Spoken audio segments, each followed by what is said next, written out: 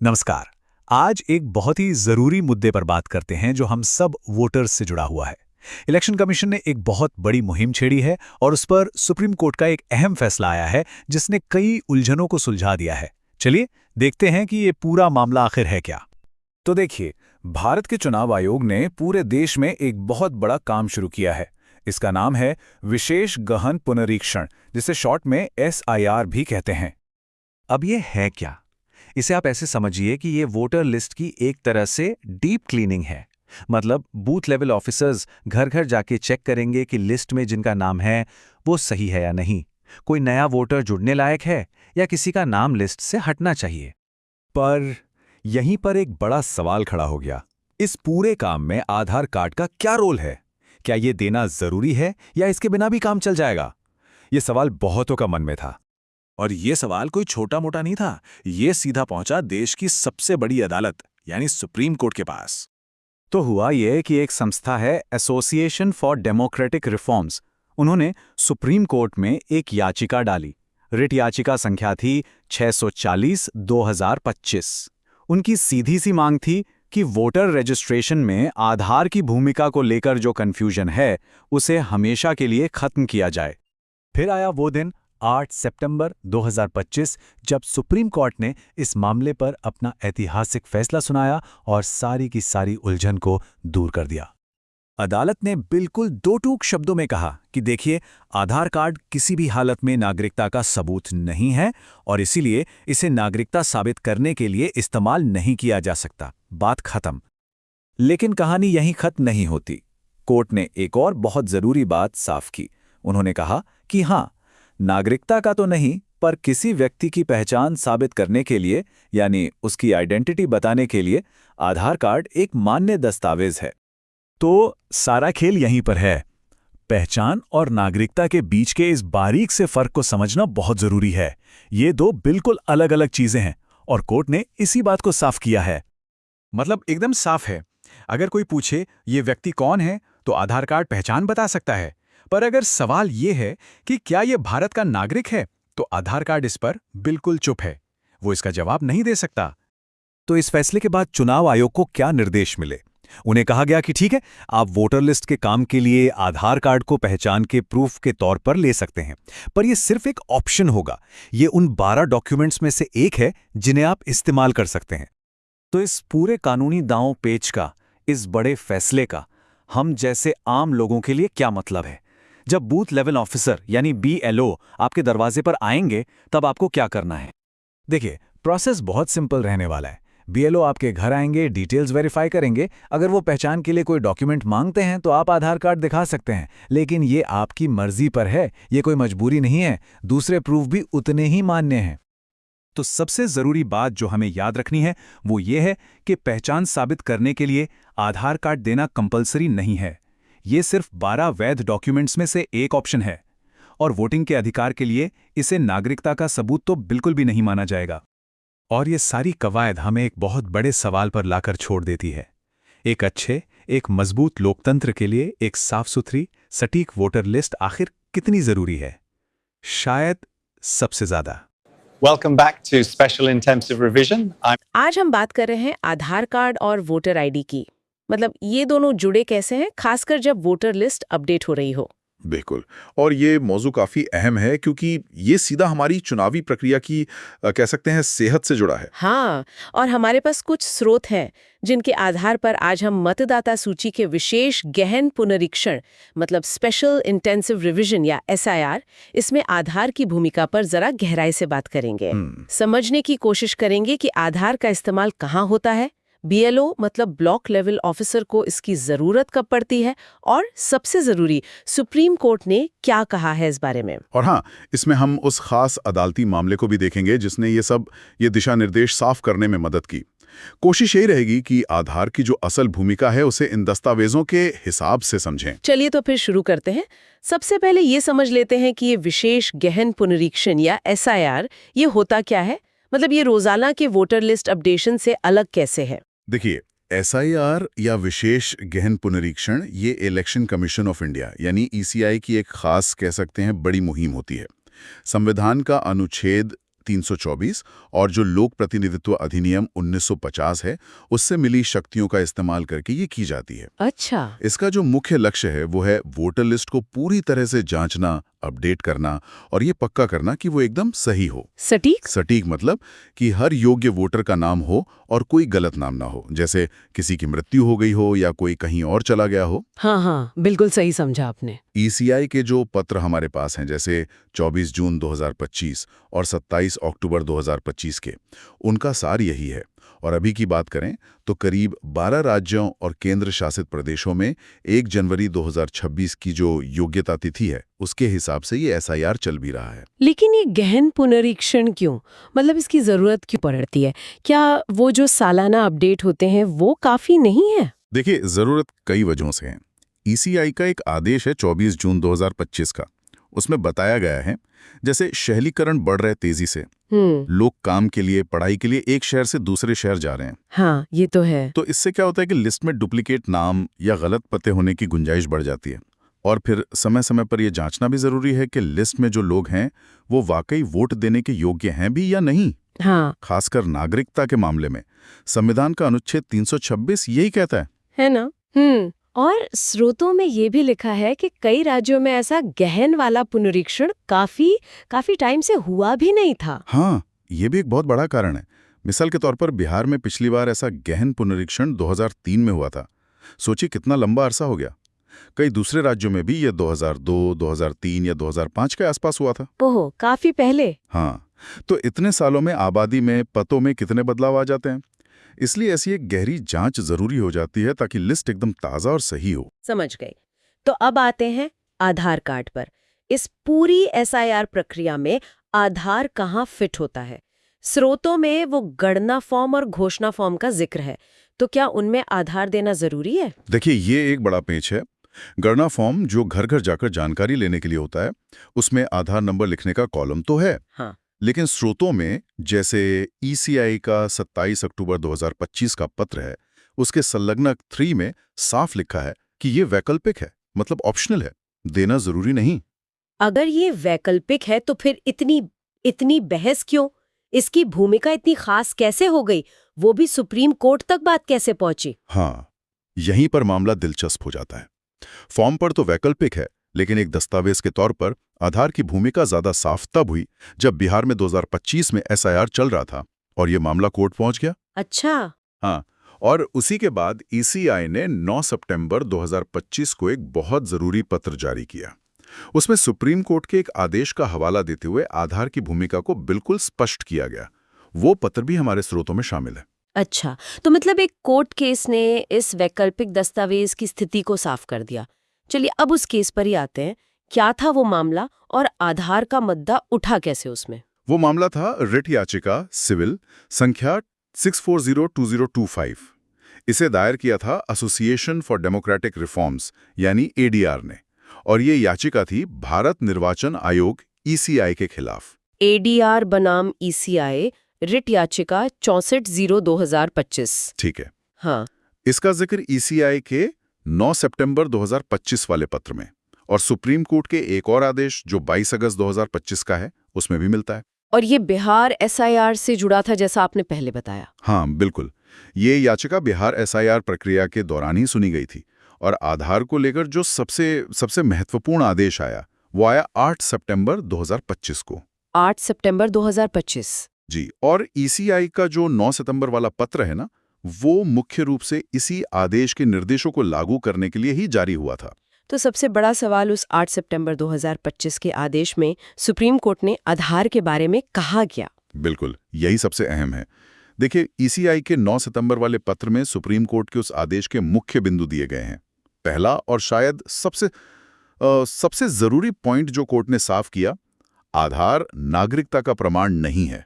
ये तो बहुत बड़ी बात है, क्योंकि आमतौर पर लोग आधार को नागरिकता से जोड़ लेते हैं। हाँ, कोर्ट ने बिल्कुल स्पष्ट किया, और ये आधार एक्ट 2016 की धारा 9 के भी मुताबिक है। तो फिर कोर्ट ने आधार की भूमिका क्या मानी? अगर नागरिकता का प्रमाण नहीं तो क्या? यहीं पर दूसरा महत्वपूर्ण पॉइंट आता है। कोर्ट ने कहा कि आधार नागरिकता का प्रमाण भले ना हो, लेकिन ये पहचान का प्रमाण है, प्रूफ ऑफ आइडेंटिटी। पहचान का प्रमाण। हाँ, और इसे लोक प्रतिनिधित्व अधिनियम 1950 की धारा 23(4) के तहत पहचान साबित करने के लिए जो दस्तावेज इस्तेमाल हो सकते हैं उनमें से एक माना गया। अच्छा, तो फर्क साफ है, पहचान बताता है, नागरिकता नहीं। तो इसके आधार पर कोर्ट ने ईसीआई को क्या करने को कहा? तीसरा पॉइंट, कोर्ट ने कहा कि क्योंकि ये पहचान का प्रमाण है, इसलिए ईसीआई को वोटर लिस्ट में नाम जोड़ने या हटाने की जो प्रक्रिया है उसमें आधार कार्ड को पहचान के प्रमाण के रूप में स्वीकार करना होगा। स्वीकार करना होगा मतलब मना नहीं कर सकते। नहीं कर सकते।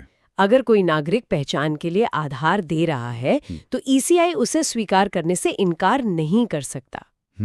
और चौथे पॉइंट ने इसे और पक्का कर दिया। कोर्ट ने निर्देश दिया कि आधार को एसआईआर अधिसूचना के जो फॉर्म हैं, हाँ, वो गणना और घोषणा फॉर्म, हाँ, जैसे बिहार एसआईआर के लिए अलग फॉर्म थे और सामान्य एसआईआर के लिए संलग्नक 3 और 4 में जो लिस्ट हैं, उनमें पहचान के प्रमाण के तौर पर जो पहले से 11 दस्तावेज लिस्टेड थे, उनके अलावा आधार को 12वां दस्तावेज माना जाएगा। ओ, तो अब पहचान के लिए 12 विकल्प हो गए आधार मिला के। बिल्कुल, लेकिन एक 5वां पॉइंट भी है जो बहुत महत्वपूर्ण है।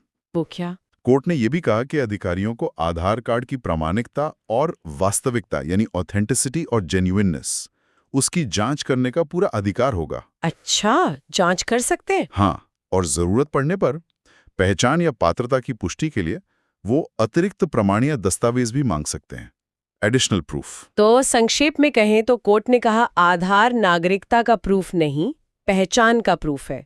ईसीआई को इसे 12वें प्रूफ के तौर पर मानना होगा, लेकिन वो इसकी जांच कर सकते हैं और जरूरत लगे तो और सबूत मांग सकते हैं।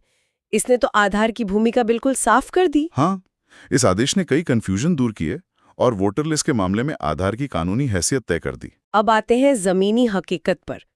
मतलब जब ब्लॉक लेवल ऑफिसर बीएलओ घर घर जाते हैं तब आधार का क्या रोल होता है?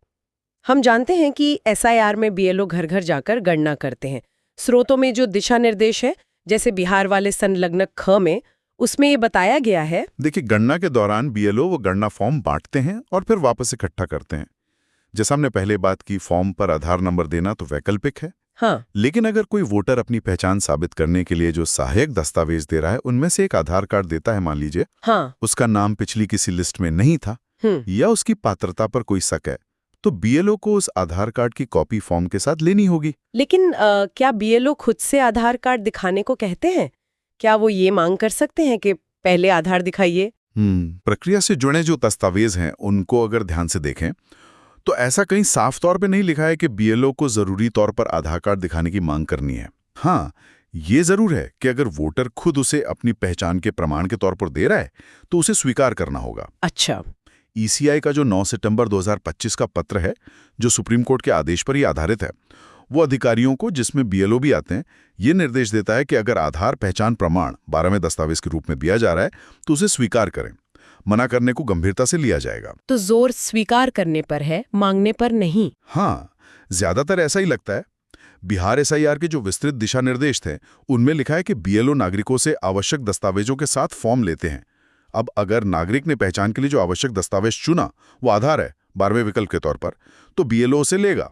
ठीक है। दिशा निर्देशों में यह भी लिखा है कि अगर किसी ने ऑनलाइन दस्तावेज जमा किए हैं तो बीएलओ उनके घर जाकर उनका फिजिकल वेरिफिकेशन करते हैं।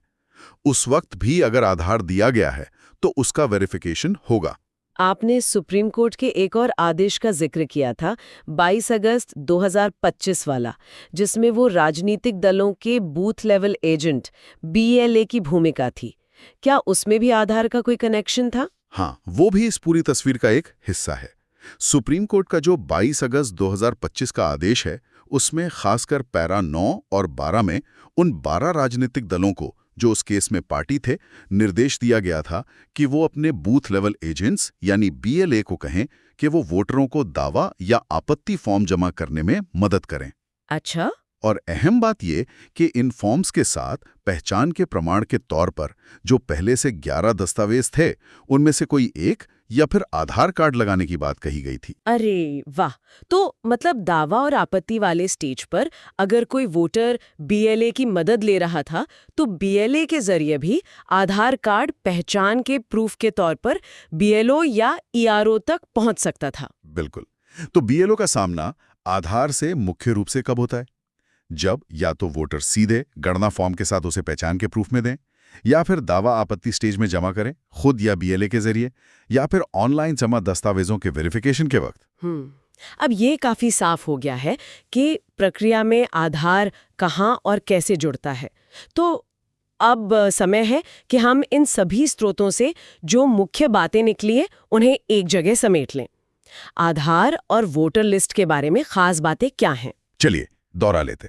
पहला, वोटर लिस्ट पुनरीक्षण यानी एसआईआर में आधार की भूमिका मुख्य रूप से पहचान के प्रमाण के तौर पर है, ना कि नागरिकता के प्रमाण के तौर पर। यह सुप्रीम कोर्ट के 8 सितंबर 2025 के आदेश और ईसीआई के 9 सितंबर 2025 के पत्र से एकदम साफ है। हाँ, ये पहचान बनाम नागरिकता वाला पॉइंट बहुत जरूरी है। दूसरा पॉइंट? दूसरा, पहचान साबित करने के लिए आधार अब आधिकारिक तौर पे 12वां स्वीकार्य दस्तावेज है।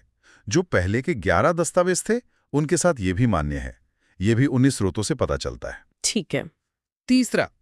तीसरा, वोटर्स चाहें तो गणना फॉर्म भरते समय, जहां ये ऑप्शनल है, या फिर दावा आपत्ति जमा करते समय आधार को पहचान प्रमाण के रूप में दे सकते हैं। अगर वो ऐसा करते हैं तो बीएलओ या ईआरओ को इसे स्वीकार करना ही होगा। ये ईसीआई के 9 सितंबर 2025 के पत्र और सुप्रीम कोर्ट के 22 अगस्त 2025 के आदेश बीएलए वाले मामले में से साफ है। और चौथा अहम पॉइंट, चौथा, अधिकारियों को ये अधिकार है कि वो दिए गए आधार कार्ड की प्रामाणिकता की जांच करें और अगर जरूरत लगे तो वो पहचान या पात्रता की पुष्टि के लिए और दस्तावेज भी मांग सकते हैं। ये सुप्रीम कोर्ट के 8 सितंबर 2025 के आदेश में साफ लिखा है। और आखिर में बीएलओ की भूमिका पर क्या निष्कर्ष है? बीएलओ की भूमिका मुख्य रूप से फॉर्म जमा करने और वेरिफिकेशन के दौरान आती है। अगर वोटर आधार को पहचान के प्रमाण के रूप में चुनता है या बीएलए के जरिए जमा करता है, प्रक्रिया में कहीं भी ये नहीं लिखा कि बीएलओ को आधार दिखाने की मांग करनी है, लेकिन अगर दिया जाए तो स्वीकार करना जरूरी है। ये पूरी बातचीत वाकई बहुत बहुत काम की रही। ये उस आम सोच को भी तोड़ती है कि आधार शायद हर चीज का जवाब है। जैसा कि इन स्रोतों से पता चल रहा है, वोटर लिस्ट के मामले में आधार ये बताने में मदद करता है कि आप कौन हैं, न कि ये कि आप वोट देने के हकदार नागरिक हैं। बिल्कुल, नागरिकता साबित करना एक अलग जरूरत है। उसके लिए हालात के हिसाब से दूसरे दस्तावेज लग सकते हैं, जैसे गणना फॉर्म और घोषणा फॉर्म दोनों में जन्मतिथि और जन्म स्थान के आधार पर नागरिकता साबित करने के लिए अलग दस्तावेजों की लिस्ट है, जैसे बर्थ सर्टिफिकेट, पासपोर्ट वगैरह, खासकर उन लोगों के लिए जिनका जन्म भारत में कुछ खास तारीखों के बाद हुआ है। आधार उस लिस्ट में नागरिकता प्रूफ के तौर पर नहीं है, उसे सिर्फ पहचान प्रूफ के 12वें ऑप्शन के तौर पर जगह मिली है। तो ये थी हमारी आज की चर्चा, जो हमारे पास मौजूद स्रोतों पर आधारित थी। हमने देखा कि आधार कार्ड वोटर लिस्ट के विशेष गहन पुनरीक्षण से कैसे जुड़ा है और कैसे सुप्रीम कोर्ट का एक खास केस, रिट याचिका सिविल 64020005 ADR बनाम ECI और उसका 8 सितंबर 2025 का आदेश, इसने आधार की भूमिका को परिभाषित किया। हाँ, और याद रखने वाली बात यही है, आधार की भूमिका सीमित है लेकिन महत्वपूर्ण है। पहचान का सत्यापन आधिकारिक तौर पर स्वीकृत 12वां दस्तावेज, नागरिकता का प्रमाण नहीं और प्रामाणिकता जांच के दायरे में। सुप्रीम कोर्ट का आदेश और उस पर आधारित ECI का 9 सितंबर 2025 का स्पष्टीकरण, ये दोनों इस पूरी व्यवस्था को समझने के लिए बहुत जरूरी दस्तावेज हैं। तो जाते जाते हमारे श्रोताओं के लिए सोचने को कोई बात, कुछ ऐसा जिस पर वो इस जानकारी के आधार पर और विचार कर सकें। एक चीज सोची जा सकती है, कोर्ट ने आधार की प्रामाणिकता के वेरिफिकेशन पर जोर दिया है ना? हाँ। तो जैसे जैसे हमारी पहचान की व्यवस्थाएं और डिजिटल हो रही हैं, भविष्य में चुनावी प्रक्रियाओं में आधार जैसे पहचान दस्तावेजों को वेरीफाई करने के तरीके कैसे बदल सकते हैं? हम ये कैसे पक्का कर सकते हैं कि वेरिफिकेशन की प्रक्रिया आसान भी हो और वोटर लिस्ट की सुरक्षा और अखंडता भी बनी रहे? मतलब सुविधा और सुरक्षा के बीच ये संतुलन भविष्य में कैसे साधा जाएगा? ये एक सोचने वाला सवाल है।